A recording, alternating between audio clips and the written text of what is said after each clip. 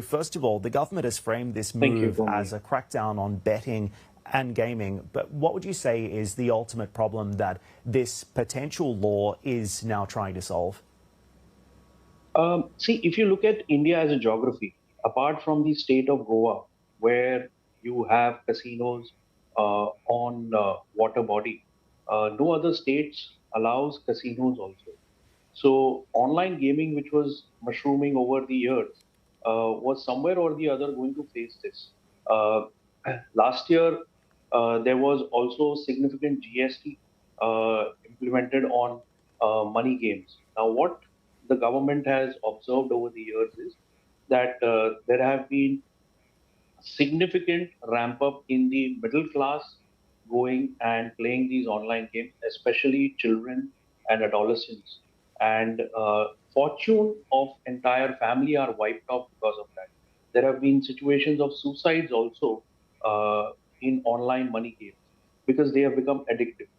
So that's one of the social problems. On the other side, the issue that the government started seeing is that these portals were used because these portals are largely operated from outside of India. There was limited control and were used for money laundering and financing terror activities. And hence, given the dual issue, government decided to ban all sorts of money games, whether it is by skill or by chance. Having said that, the bill clearly distinguishes between esports, which does not use money and will promote esports. In fact, a detailed law will be established for the same. So, money game is now out, esports is in.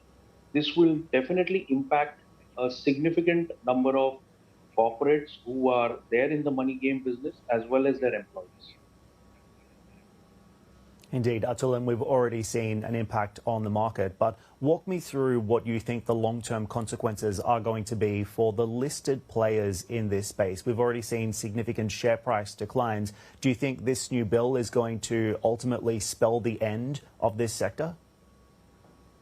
So, see, any policy paralysis which is clearly banning and not, regulating it is going to impact the sector overall. On the listed side, we had only one player, which is Nazara, and that too was not generating significant revenue from money game. They were an investor in one of the money game platforms to the extent of $122 million, and they have decided mostly to either write it down their investment or to provision for this based on whatever their auditors will advise. But on the unlisted side, there were many players. In fact, investment by the PEVC funds in this segment was north of $2 billion. And there was a significant advertisement spent, sponsorships, which all these platforms used to do. Especially in the IPL and the international play for the Indian cricket team was sponsored by Team 11 and My 11 Circle. So all these will get impacted.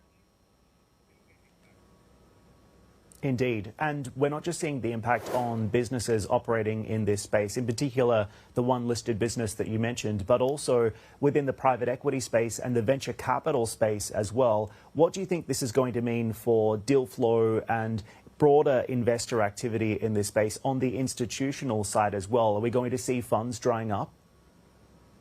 Completely drying up. In fact, I'll tell you, it is not going to only impact the direct impact will be seen by these platforms who are operating money games, but there will be a significant indirect impact seen by fintech players who were supporting and providing wallet services or any other financial support to all these platforms. So there will be, a second or indirect level of impact also on some of these investments, which is right now not accounted for. So only time will tell us how much is the impact on all those players.